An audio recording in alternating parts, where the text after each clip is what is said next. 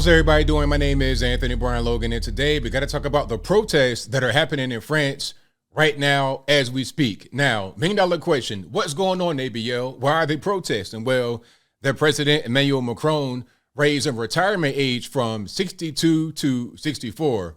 This has caused widespread outrage, protests, maybe some panic, and a lot more. And before I get into the thread with a lot more video and context, I want to say this. I don't see anything wrong with raising the retirement age, because when these entitlements, retirement, speaking about France and US, UK, anywhere in the world, when a lot of these retirement entitlements came into existence, the life expectancy of the average human was a lot lower. Okay. You might be able to retire at age 65, now 67 here in the US. But back in the day, you retired at 65, but you're dead at 71, 72, 74. But now people are living to be 80, 90, 100 years old because of modern technology, medicine, everything else.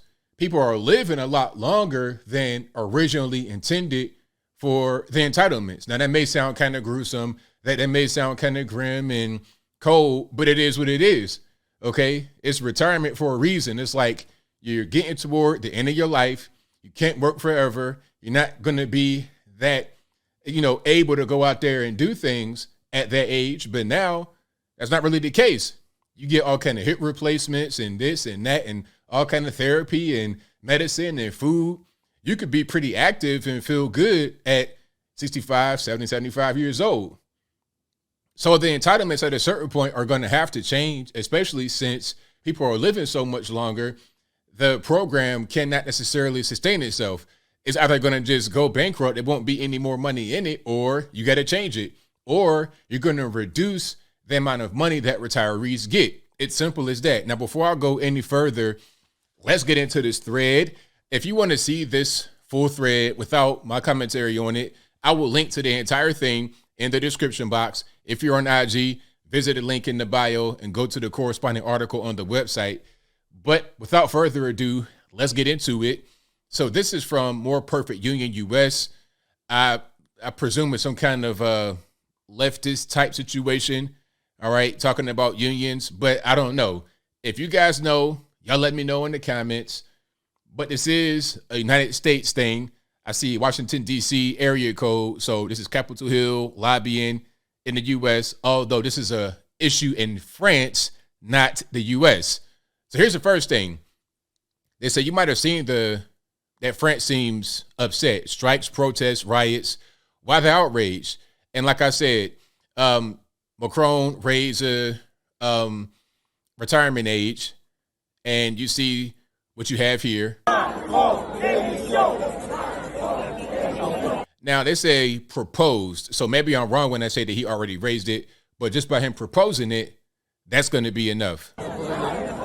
And what they're burning right here, 49.3, I think that's the code of their law or something like that, that refers to what's happening right now. So they just burn those numbers in protest of the retirement age raising.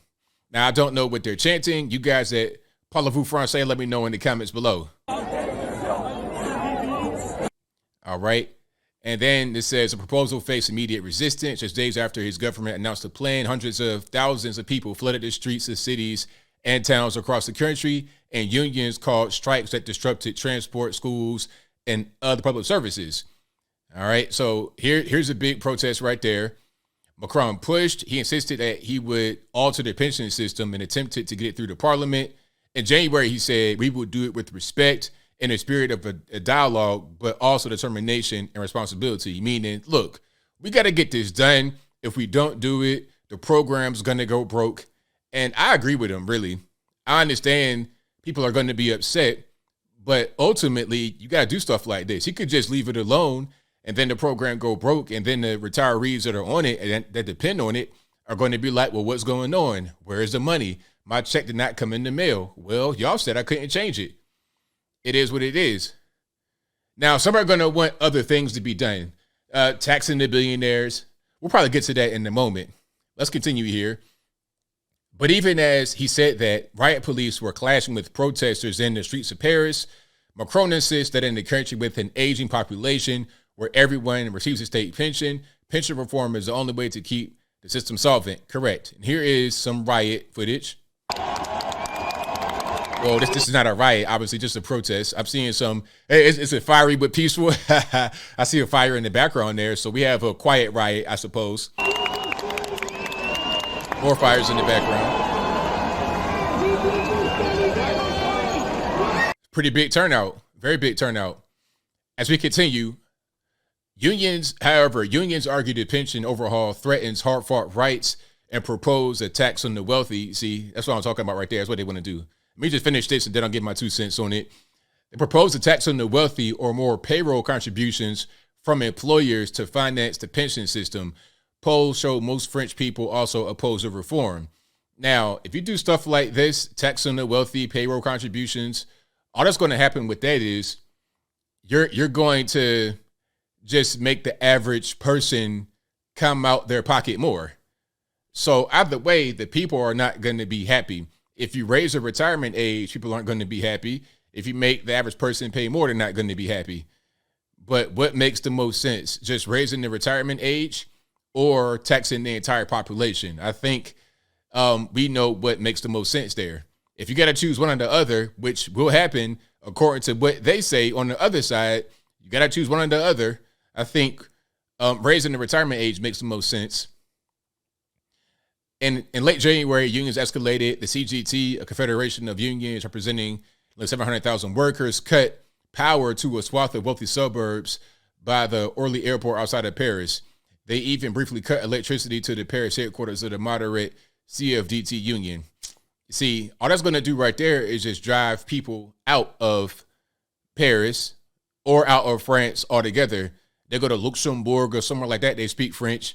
Or they may go to some Caribbean place. If they got money, they can escape.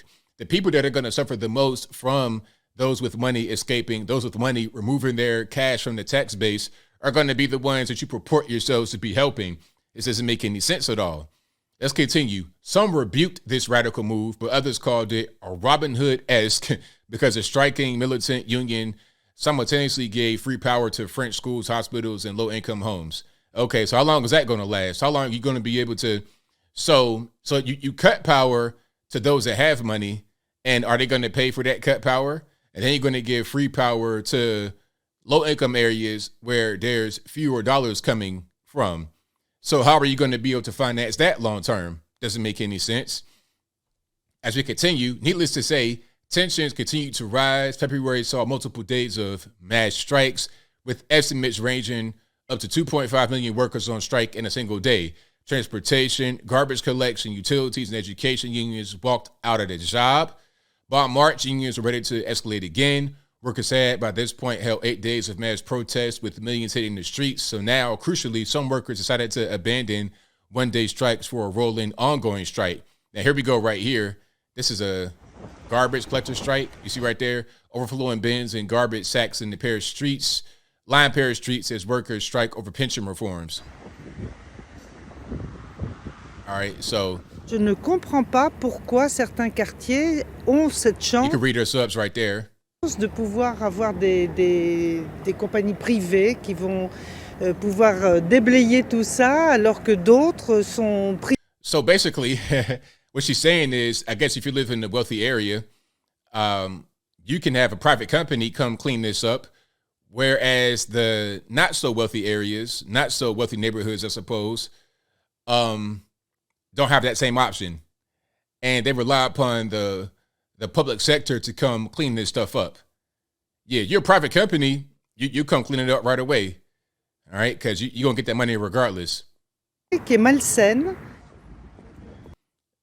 With that whole thing right there, it encapsulates the problem. The people who have money could just remove themselves from the system completely and not even rely on the government at all. And since their tax dollars won't be there, how will the people that need the government help, how will they benefit at all? Okay, so Macron changed his approach. He had been trying to get legislation passed through the conventional process, but after the massive waves of opposition, he switched his approach declaring that he would use Article 49.3 of the French Constitution. Okay, Article 49.3 enables the government to push a bill through the National Assembly without a vote. It's legal, but seen as undemocratic. So it's legal, but it's not right. Okay, I got you. If you don't like the law, change the law. And there's a cost. Opposition lawmakers have 24 hours to file a no confidence motion against the government. All right. So the original protest right here, where they're burning the 49.3, they are burning a part of their own constitution.